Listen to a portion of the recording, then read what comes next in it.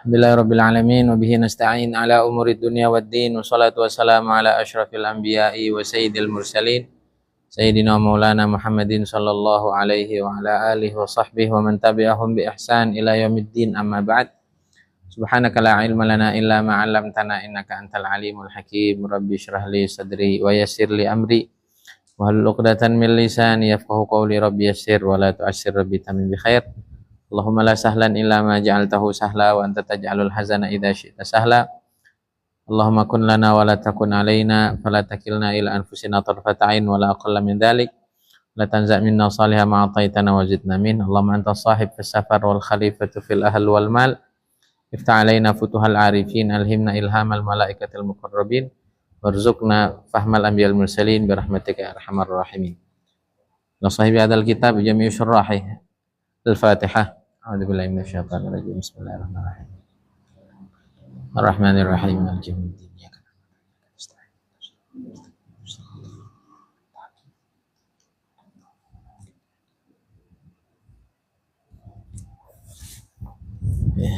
Hari ini agak rame nih ya. Alhamdulillah. Ya, gitu aja ya, namanya pengajian, namanya hidup, kadang naik, kadang turun, kadang rame, kadang sepi. Asal semuanya karena Allah, biasanya istiqomah. Ya kalau nggak karena Allah, biasanya mudah terpengaruh dengan keadaan. Sehingga kata para ulama, makana lillahi yatim, wa makana li ghairihi yanhadim. Apa yang karena Allah biasanya akan sempurna, beres, tuntas, continue. Tapi yang nggak karena Allah biasanya nanti hancur di tengah, berhenti di tengah. Juga para ulama menyampaikan makana lillahi dama wattasal wa makana li ghairihi in qata'a wan fasal. Apa saja yang karena Allah biasanya langgeng dan terus gitu. Apa saja yang tidak karena Allah maka dia akan terputus dan tidak berlangsung lama. Maka penting dalam setiap aktivitas yang kita kerjain, aktivitas yang kita laksanakan ya karena Allah aja. Dilihat nggak dilihat, diikutin nggak diikutin. Sama kita juga punya majelis pemuda pada Isya di Masjid Al-Furqan. Yang ikutin tinggal 1, 2, 3, tapi kita punya santri, jalan aja. Dan ngaji mah bukan buat orang, buat yang nyampein sebenarnya. Ya, karena lisan saya ke telinga bapak-bapak semua itu lebih jauh, tapi lisan ini lebih dekat ke telinga saya. Maka biasanya orang yang ngajar, yang menyampaikan itu dia yang lebih dapat banyak manfaat dibandingkan orang yang hanya mendengar. Ya, jadi kemarin kadang-kadang 2 orang, 3 orang jalan aja.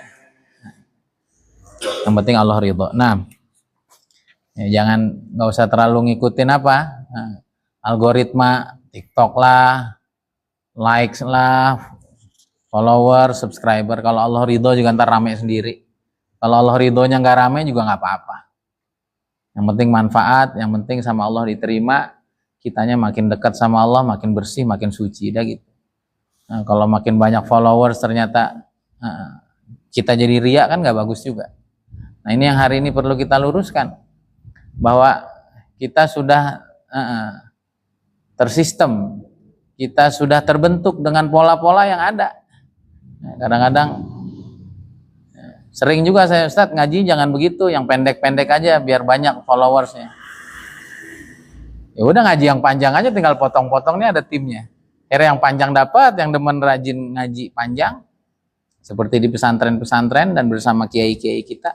Yang pendek-pendek dipotong-potong banyak juga yang ngelihat. Ya. Jadi kalau kita hidup nggak karena Allah nanti bingung. Kalau kita hidup mencari penilaian orang, mencari simpatik orang, nanti kita capek. Tapi kalau karena Allah, apapun, orang rame, ya berarti jatahnya rame gitu. Orang sepi, ya udah yang penting nggak ada yang dengerin. Bahkan dulu ada nabi yang nggak punya umat kok. Bahkan ada Nabi Nuh ya 950 tahun, umatnya cuma 83 tahun. Cuma 83 orang. Berarti per 11 tahun yang dengerin 1 atau dapat pengikut 1. Bagusan kita lah ala kulli hal. Ya, jadi kalau karena Allah insyaallah kita akan aman. Yaqulul ma'alif rahimahullahu ta'ala ma'ada alaina min barakatih fuyudatih nafahatih barakatih la an qala na'am Ya'sim ru'un qad rama ghaira ilahi wa thawabi ukhra bita'allumi ghafila. Selamat datang juga ya nih jenderal kita nih, komandan Kang John. 40 hari ya? Masya Allah. Itu pengen ya 40 hari lagi. 3 hari dulu lah bulan ini insya Allah. Kemana? Ke Bali? Sumbawa? Sumbawa di mana? Sumbawa di mana? Sumbawa besar. Saya udah semua tuh. Ke Bali, udah. Ke Bali jadi tour guide saya. Saya gini-gini juga guru bahasa Inggris. Jadi dulu saya nemenin pelajar-pelajar saya di Pare untuk tour guide ke Bali. Sama bikin visa Belanda di Bali dulu. 2018, 2 minggu dulu di Bali. Teman saya banyak di sana. Baru 2006 ke Lombok, 2007 ke Sumbawa. Ini kalau bukan karena dakwah, nyampein agama, nyampein ilmu, nggak kemana-mana kita. Berkahnya ilmu, berkahnya Quran, berkahnya dakwah. Hampir semua kota udah kita dan semua pulau udah kita jejaki kaki kita. Insya Allah saya 12 atau 14 Februari saya ke Sorong, tugas imam, kurang lebih 40 hari juga. Insya Allah ke Sorong. Alhamdulillah. Kalau enggak ya ngapain ke sono? Itu jadi kalau karena Allah tuh nanti jadinya luas gitu. Jadi kalau agendanya agenda pribadi, akhirnya kita nggak kemana-mana walaupun duitnya banyak. Itu ya, lanjut. Sama ini juga Pak Kris ya? Enggak berangkat beliau. Enggak. Oh Cianjur, 40 hari juga. Insya Allah. Semoga Allah terima. Jadi keberkahan buat kita semua. Nah, ini di sini ya. Wa kadzaka ya'si man yu'allimu dzalika illa li'ilmin nafi'in la jahila. Kemarin sudah kita bahas orang yang menuntut ilmu bukan karena Allah, maka ilmunya tidak akan memberi manfaat dunia dan akhirat.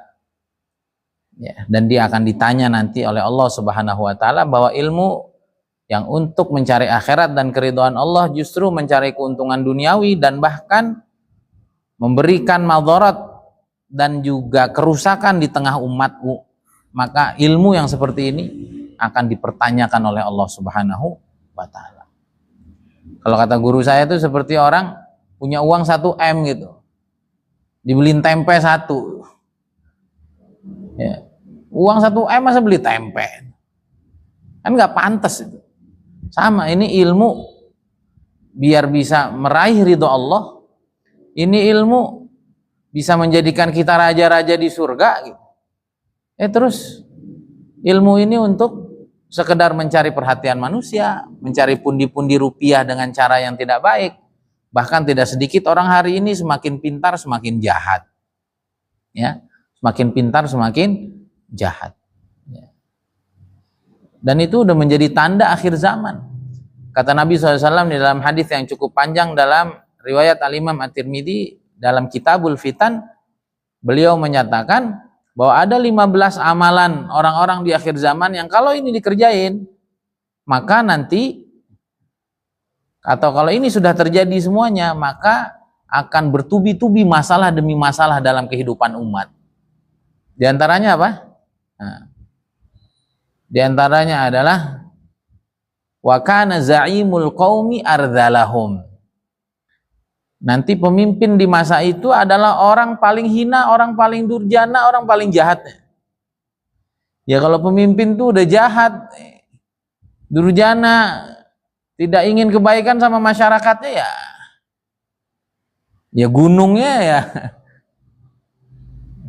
gunungnya dikikis, ya hutannya digundul, tambangnya dikeruk, ekosistem alam maupun manusia udah nggak lagi dipedulikan. Ya, jadi apakah mereka itu orang tidak pintar? Orang pintar semua itu. Apakah yang korupsi tidak pintar? Tidak, itu pintar semua. Kalau nggak pintar ya nggak korupsi ya. Kalau nggak pintar itu nyolongnya singkong gitu. Tawan dipukulin gitu. Nyolongnya ayam satu terus divonis 3 bulan gitu. Kalau yang bisa korupsi itu wah itu cerdik. Ya. Tikus itu kan cerdik tikus itu. Ya, tikus itu cerdik. Kalau kayak selain tikus itu ngambil makanan kita ketangkep. Saya ada tikus tuh di rumah gede satu. Wah, habis semua cara. Cerdik. Ya. Maka sering sekali ilmu yang dipelajari bukan karena Allah, bukan karena ingin memberi kemanfaatan pada diri dan pada umat, pada lingkungan, ini akan menjadi tanggung jawab besar dunia sampai akhirat. Nggak usah di akhirat lah, di dunia aja sudah Allah permalukan, di dunia sudah Allah hinakan. Di dunia hidupnya nggak bisa tenang, apalagi di akhirat. Maka pada kesempatan hari ini beliau melanjutkan wa kadzaka ya'si man yu'allimu dzalika illa li'ilmin nafi'in la jahila. Sebagaimana orang yang nuntut ilmu tidak karena Allah dia berdosa, dia bermaksiat, begitu juga guru yang ngajarin dia untuk menjadi tidak baik. Ya. Karena guru kebaikan juga ada, guru kejahatan juga ada.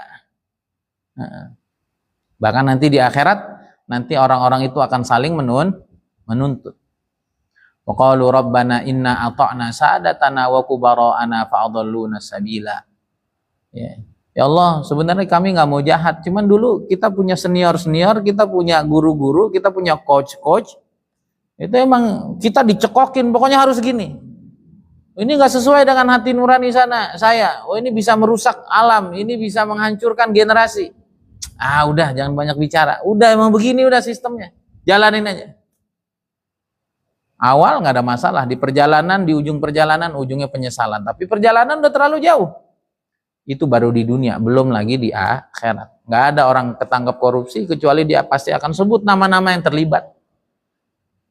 Kenapa? Karena sungguhnya ini adalah circle, sungguhnya ini adalah sistem yang memang sudah membelenggu. Ya, maka orang yang mengajarkan orang lain untuk melakukan kejahatan juga mendapatkan dosa yang sama. Atau dia sebenarnya nggak ngajarin ilmu kejahatan. Contoh ada orang Yahudi seumpama ya, atau ada orang yang memang kita tahu memang orang ini suka membuat kerusakan. Lalu seumpama kita punya ilmu tentang membuat nuklir seumpama, atau membuat racun yang mematikan. Yang racun mematikan kita ini seumpama untuk hama pertanian. Tapi karena kita tahu ini memang orang ini punya track record yang kurang baik, ini kalau kita ajarin nanti bukan tikus yang dihantam tapi bisa manusia.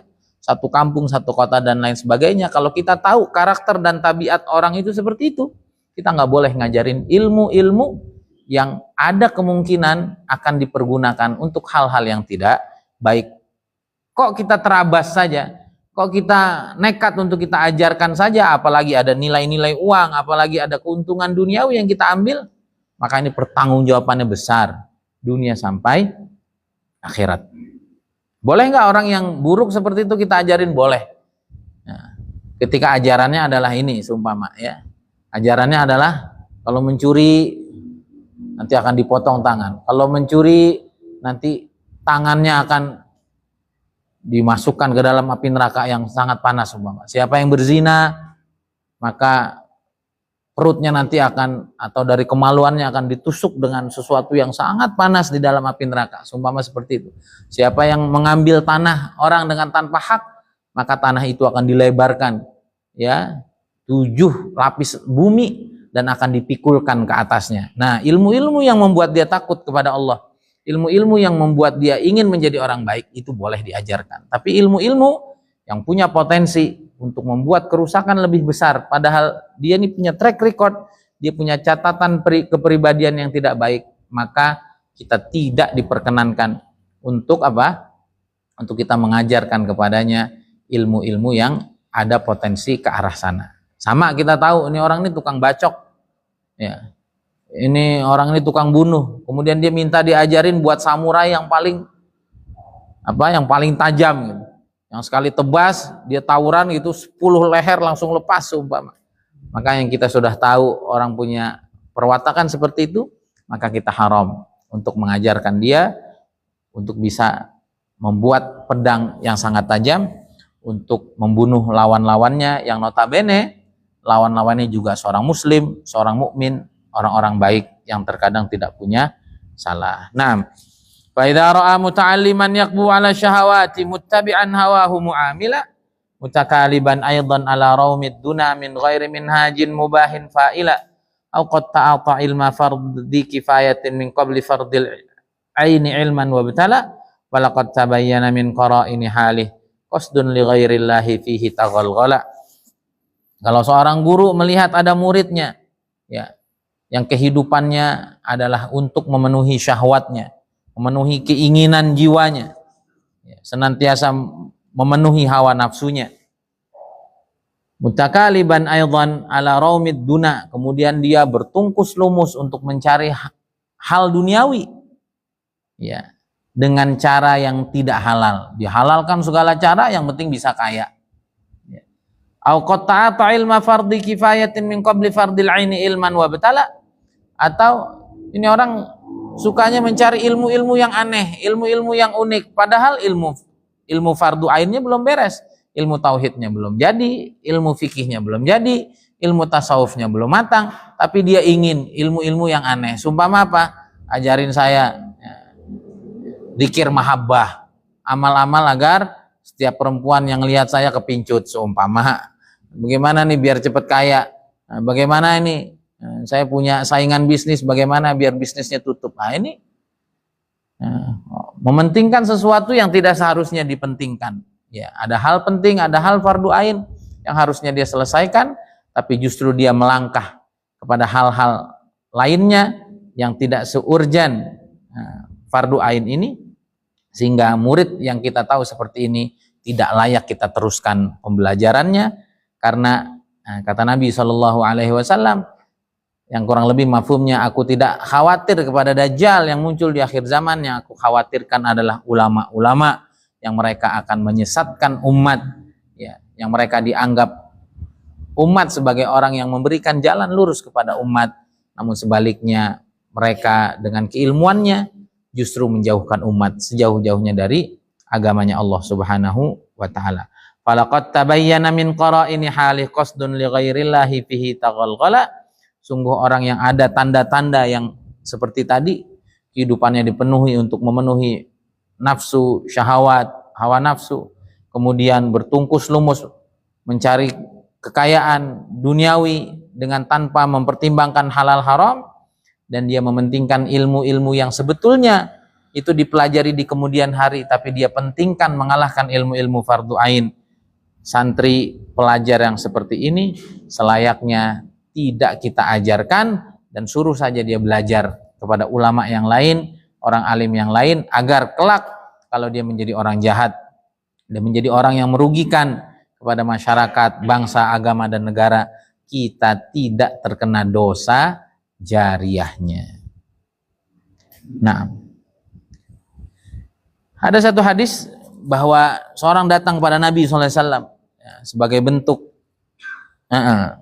ejawantah ataupun fakta di zaman Nabi SAW bahwa ada orang semacam ini. Lalu orang ini mengatakan, alimni min ghara'ibil ilm. Ya Rasulullah, tolong ajarkan saya ilmu-ilmu yang jarang orang kenal, ilmu-ilmu yang unik lah, yang jarang kau ajarkan dan jarang orang tahu. Ya ngapain begitu? Ya. Pengen jadi unik sendiri, pengen viral sendiri, ya.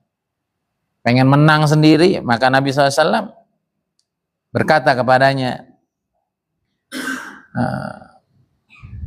apa yang sudah kamu amalkan dari ilmu yang paling dasar dalam agama ini? Maka orang itu tanya, apa maksud engkau ilmu yang paling dasar dalam agama kita ini?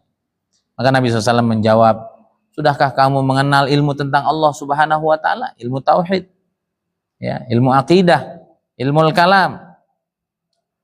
Maka orang itu menjawab, oh iya sudah. Nah, apa saja yang sudah engkau amalkan dari ilmu tauhid itu? Maka dia menjawab, ini dan itu. Maka Nabi SAW bersabda atau menanya lagi kepada orang itu, sudahkah kamu tahu tentang kematian? Maka ia menjawab, oh ya sudah. Saya sudah mempelajari kitab At-Tadhkirah, sumpama kitabnya Imam Al-Qurtubi, berbicara tentang apa saja yang akan kita hadapi nanti selepas kematian. Lalu Nabi SAW tanya, fama a'datta lahu, apa yang sudah kamu persiapkan untuk kematianmu? Maka ia menjawab, aku sudah menyiapkan ini dan itu. Lalu Nabi SAW bersabda, idhab fa'ahkim ma hunak thumma ta'al nu'alimuka min ghara'ibil ilm. Sudah, sekarang kamu pergi, kamu pulang, kamu matangkan semua ilmu-ilmu penting itu, ilmu-ilmu dasar itu, baru aku akan ajarkan kepada kamu ilmu-ilmu aksesori, ilmu-ilmu tambahan lainnya yang untuk memperindah, yang untuk menyempurnakan ilmu-ilmu dalam kehidupanmu. Hadirin dimuliakan oleh Allah Subhanahu wa taala, kadang-kadang orang itu suka nggak paham tentang urutan belajar. Ya, urutan belajar. Ya. Urutan belajar pertama itu adalah mengenal Allah Subhanahu wa taala. Ya. Ilmu tauhid, ya, ilmu akidah, ilmu kalam, termasuk juga ilmu sirah nabawiyah. Itu kalau kita buka kitab para ulama, itu adalah ilmu-ilmu yang pertama kali wajib kita kenal. Termasuk gharaibul ilm, berarti ilmu-ilmu yang harusnya kita letakkan kemudian apa diantaranya sekarang? Ya ilmu mesin, ilmu elektro, ya ilmu listrik, ilmu apa lagi? Ilmu mekanik. Itu nanti. Boleh nggak? Boleh banget. Ini dalilnya. Tapi kalau itu menjadi pembelajaran pertama dan itu menjadi ilmu yang diprioritaskan awal, seseorang kehilangan Tuhannya, seorang muslim tidak kenal Allahnya, udah beres sudah. Kemarin di Jambi kalau nggak salah, muncul di beranda, di TikTok apa di Instagram kalau nggak salah. Guru dipukulin sama muridnya. Coba. Katanya, salah ngomong doang katanya dibilang muridnya miskin. Ya. Gurunya dipukul, dikeroyok sampai harus diamankan. Ini generasi yang seperti apa yang mau dibangun oleh negara ini?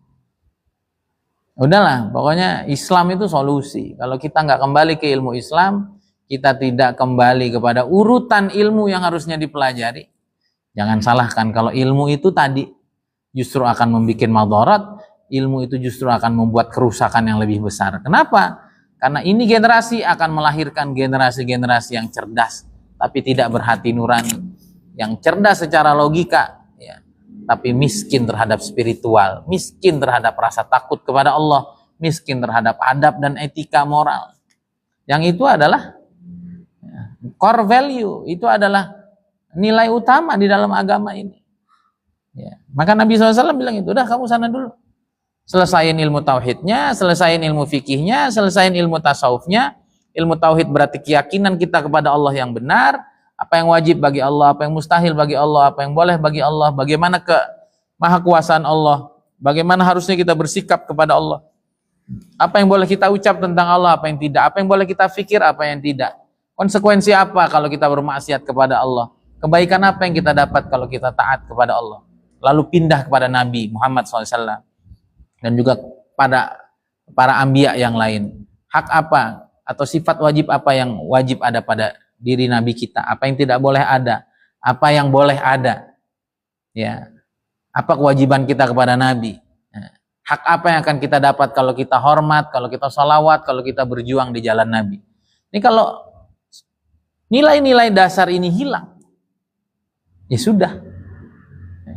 Di mana ini adalah fondasi, setinggi apapun bangunan yang dibangun, bukan kebahagiaan yang didapat, justru keruntuhan, justru kehancuran yang lebih berbahaya daripada bangunan yang tidak dibangun sama sekali. Itulah hari ini, ketika orang semakin jauh dari Allah, semakin jauh dari Rasulullah SAW, jauh dari ilmu agama, jauh dari ilmu akhlak, jauh dari nilai-nilai agama, maka bangunan-bangunan tinggi itu hanya tinggal nunggu waktu aja, ya, untuk meruntuhi setiap orang yang ada di bawahnya. Dan itulah hari ini kita lihat, anak berani bunuh orang tuanya, Orang tua berani membunuh anaknya. Dan nggak pernah terjadi dalam dunia Islam kayak gini, Pak. Nggak pernah terjadi. Nggak pernah terjadi ini dalam dunia Islam. Maka kata Nabi SAW, la tattabi'unna sunana man kana qablakum shibran bi shibrin dhira'an bi dhira'in hatta law dakhalu juhra dabbin la dakhaltumuh. Qalu al-yahud wan nasara. Nabi SAW menjawab, qala faman. Jadi kata Nabi SAW, sesungguhnya kalian umatku ini akan mengikuti gaya hidup orang sebelum kalian, jengkal demi jengkal, hasta demi hasta, sampai kalau mereka masuk ke dalam lubang dob itu biawak padang pasir, maka kamu juga akan ikut. Ya ngapain ya masuk ke lubang biawak, kan nggak penting itu. Kamu juga akan ikut. Maka para sahabat bertanya, apakah gaya hidup orang dulu itu maksudnya Yahudi dan Nasrani? Kata Nabi SAW, faman. Ya kalau bukan mereka siapa lagi? Dalam ayat juga surat Al-Baqarah Allah SWT berfirman, walan tarda ankal yahudu walan nasara hatta tattabi'a millatahum. Tidak akan pernah puas, tidak akan pernah berhenti Yahudi dan Nasrani sampai kalian mengikuti jejak langkah kehidupan mereka. Ya. Ya kalau di barat mah mabuk ya agak pantas lah. Emang dingin. Ini panas mabok kan gitu. Ya, yang rokok juga ya, ngerokok juga begitu, itu kan gaya barat tuh sebenarnya. Emang dingin enak gitu. Kita tengah siang gitu. Kalau orang sono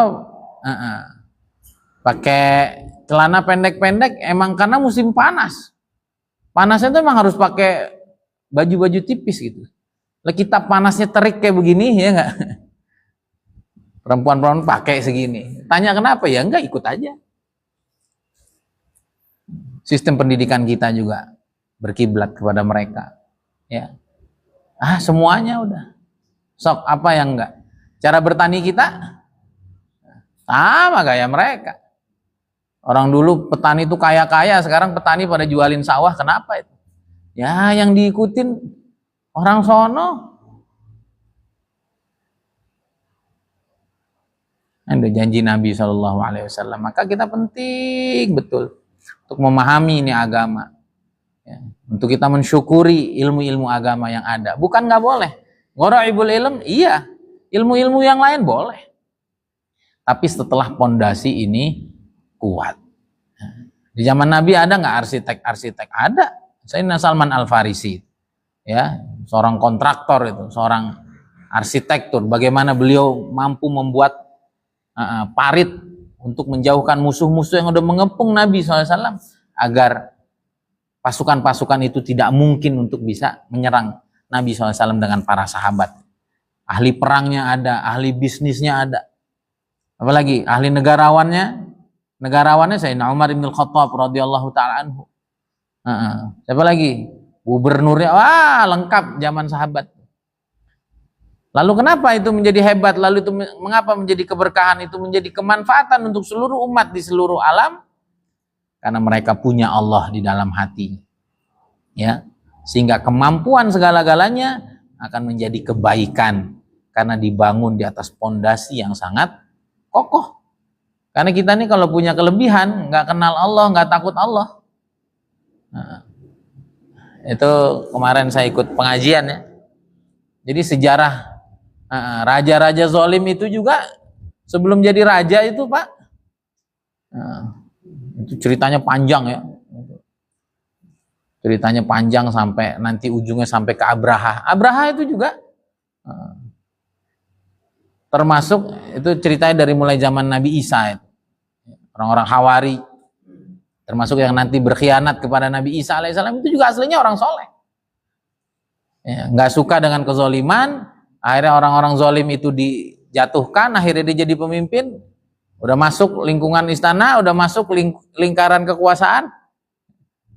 Wah ini kesempatan ini, wah ini cuan ini, wah ini proyek ini. Kalau nggak kuat-kuat, ya kembali lagi yang tadinya dia meruntuhkan kezaliman, akhirnya ketika dia naik, dialah menjadi orang zalimnya terus seperti itu. Ya, sampai Abraha, itu Abraha juga begitu tuh. Ya, ada raja sebelum dia tuh yang betul-betul zalim.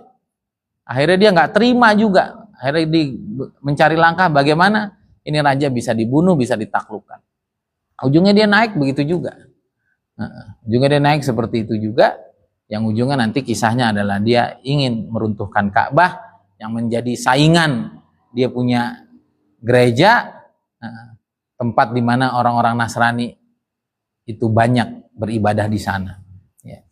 Jadi begitulah kehidupan manusia. Ya, kalau kita tidak betul-betul hati-hati, kalau kita tidak betul menanamkan nilai-nilai tauhid, nilai-nilai keimanan, nilai-nilai akidah, kita tidak menanamkan nilai-nilai syariat, ya, zahir, ilmu fikih yang baik, bagaimana muamalah yang baik, bagaimana berakhlak yang baik, bagaimana muasyarah yang baik, bagaimana hubungan pernikahan yang baik, ya, bagaimana perceraian yang terbaik, ya, bagaimana jual beli yang baik, bagaimana sewa menyewa yang baik, bagaimana kerjasama syirkah yang baik, bagaimana sistem pengupahan yang terbaik, semua sudah diceritakan dalam Islam. Kalau kita nggak belajar ini, ya sudah.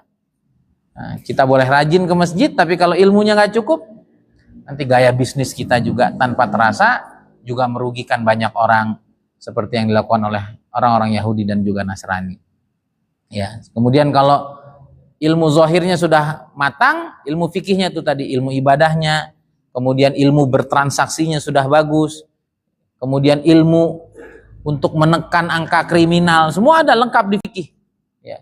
Ilmu tentang pernikahan, pranikah, ya. Ketika nikah, ya, kemudian juga pasca pernikahan, artinya setelah perceraian, bagaimana adab Islam mengatur, dan lain sebagainya. Kalau ini sudah selesai, tidak cukup Islam itu hanya zahirnya, tapi juga Islam selalu membangun mentalitas dalam. Itu yang sering kita sebut dengan ilmu tasawuf. Atau teman-teman yang gak setuju dengan tasawuf, namanya tazkiyatun nufus. Ada ilmu menjauhi riya, ilmu tidak suka kepada kedudukan, ilmu menjauhi diri dari hasad, ilmu menjauhi dari sombong, ilmu keterbukaan diri, ilmu ridho dengan segala keputusan Allah, ikhlas dengan segala apa yang kita buat, sabar dengan segala hal yang kita tidak sukai, ya, merasa orang lain lebih baik, merasa kita jauh lebih buruk dari apa yang kita lihat keburukan pada orang lain. Kalau ini semua sudah beres, inilah ilmu fardu ain, ilmu tauhid, ya, ilmu tentang keyakinan, kemudian ilmu fikih, zahirnya syariat, bagaimana kita hidup dengan syariat Islam, kemudian yang ketiga ilmu pensucian jiwa. Kalau ini udah beres, ya, mau ilmu mesin kayak sekarang, ilmu apa lagi? Ilmu IT, apa lagi? Nah, ilmu desain grafis, apa lagi? Ilmu menjadi kontraktor, menjadi insinyur, ilmu teknik sipil, teknik elektro, semua boleh. Wah, boleh. Nah, Islam punya semua ilmuwan di bidang itu. Tapi kenapa di zaman itu menjadi solusi atas umat? Hari ini banyak orang pintar, bukan jadi solusi, justru menjadi beban bagi umat. Jawabannya hanya satu, karena orang-orang hari ini dia tidak menyelesaikan dulu ilmu kewajiban ain, ilmu yang harus dikuasai oleh setiap orang itu menjadi pondasi terkuat untuk bangunnya sebuah peradaban yang sangat hebat. Sementara orang dulu mereka bangun nih dengan sangat kokoh. Nabi dan sahabat berapa tahun? Minimal 13 tahun tuh dibangun di Mekah. Itu pondasi tuh. Pondasi keimanan, pondasi keyakinan, pondasi akhlak yang baik. Baru 10 tahun kemudiannya mereka mulai membangun negara. Mereka mulai membangun ekonomi. Kita 13 tahun, anak kita di mana? Ya, lagu dangdut, apal, enggak? Lagu apa? Enggak, ini 13 tahun nih. Nah, 13 tahun telah contoh dari Nabi bagaimana menanamkan dasar-dasar keislaman yang kokoh, baru setelah itu dikenalkan dengan ilmu ini, ilmu itu, dan lain sebagainya, yang sudah otomatis kalau pondasinya kuat, maka berapapun bangunan di atasnya, itu akan menjadi keindahan dan kekuatan. Sebaliknya, jika bangunannya begitu megah, begitu tinggi, mencakar langit, tapi pondasinya hanya cukup untuk 1 lantai, 2 lantai, tinggal tunggu saja waktu itu. Dan hari ini kita saksikan berapa keruntuhan moral, berapa dekadensi moral, berapa kekejian, tindak-tindak kriminal yang tidak pernah kita bayangkan sebelum ini, tindakan asusila yang sangat memalukan.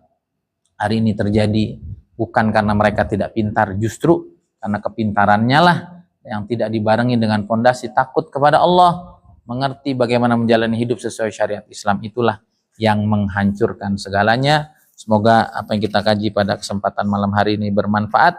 Bagaimana ilmu-ilmu agama seharusnya menuntun kehidupan kita menjadi lebih baik, yang kalau ini betul-betul kita amalkan dan kita mengajar orang-orang yang tepat dengan ilmu-ilmu yang tepat, yakinilah bahwa tidak ada peradaban yang berdiri tegak kecuali dengan keilmuan yang sangat matang, yang dimulai dari ilmu-ilmu keislaman tadi, baru kita lengkapi dengan ilmu apapun yang bermanfaat untuk kehidupan umat yang dapat disampaikan. Semoga bermanfaat. Dan ditanyakan? Cukup ya? Semoga manfaat. Tutup doa kafarah majlis. Subhanakallahumma bihamdika asyhadu an la ilaha illa anta astaghfiruka wa atubu ilaik. Bila taufiq wal hidayah ridha wal inayah. Assalamualaikum warahmatullahi wabarakatuh.